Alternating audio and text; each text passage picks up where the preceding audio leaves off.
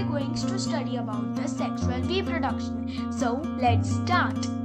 Now, what is sexual reproduction? Sexual reproduction requires the involvement of two individuals. The example of sexual reproduction is normal human reproduction, and in flowering plants, the reproductive parts are located in the flower.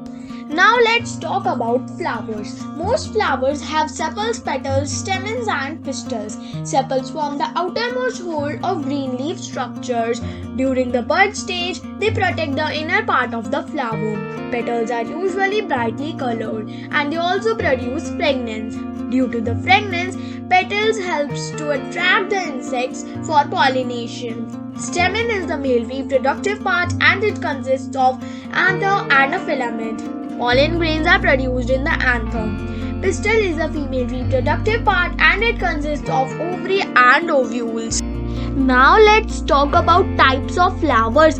There are two types of flowers, unisexual flowers and bisexual flowers. Now let's talk them in detail. Now what is unisexual flowers? Unisexual flowers are those which may contain either only pistils or only stamens or both. The example of unisexual flowers is papaya and corn. Now let's talk about bisexual flowers. Now what is bisexual flowers? The flowers which have both stamens and pistils. The example of bisexual flowers are tomato and brinjal. Now let's talk about the life cycle of a flowering plant. First the seed germinates and after that the plant grows from that seed and then the plant produces the flowers and after that the flowers produces fruits and after that the fruit releases the seeds and then the plant dies. So this is the whole life cycle of the flowering plant.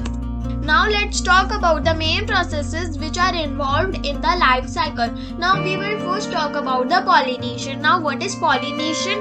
Transfer of pollen grains from anther to stigma in flowers is known as pollination. Now what is self-pollination? Self-pollination is that when pollen grains are transferred either from anther to stigma of the same flower. Now what is cross-pollination? When the pollen grains are transferred to a flower on a different plant of the same kind. Now what is pollinators in agent? Now let's first talk about the pollinators. Now pollinators are the agents which carry or transfer the pollen grains from anther to a stigma. The main pollinators in nature are wind, bees, butterflies and many other insects, birds, rats and bats. In some aquatic plants, water is an agent of pollination. These are the pictures of self-pollination and cross-pollination. In these pictures, it shows that how self-pollination and cross-pollination is done.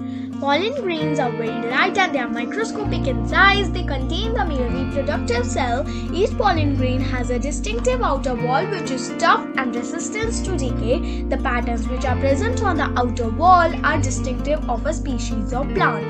The wind-pollinated flowers have their anthers situated at the higher level than the petals, which lets the pollen grains to get blown away by wind. The insect-pollinated flowers are brightly colored and they have nectar glands. These release a sweet liquid which we call as nectar that attracts the insect. Now let's talk about fertilization. Pollen grains germinate when they fall on the stigma of the flower of the same species. Pollen tube is produced that reaches the ovule. Male and female reproductive cell is known as gametes, fused to form a zygote. Process of fusion of the male and female gametes is known as fertilization. Zygote divides inside the ovule to form a baby plant which we call as embryo. Fate of the flower after fertilization. After fertilization, the sepals, petals, stamens and stigma usually dry up and fall off. Development of seed. The ovules form seeds. A seed has cotyledons to store food. Development of fruit. After fertilization, the ovary begins to grow and forms the fruit. The fruit may be sweet and juicy like mango and orange, or they may be hard and woody like almond and walnut. The fruit is actually a ripened ovary. Germination of seed. The seed germinates to form a seedling that grows into a new plant. Wait and watch for more videos. Thank you.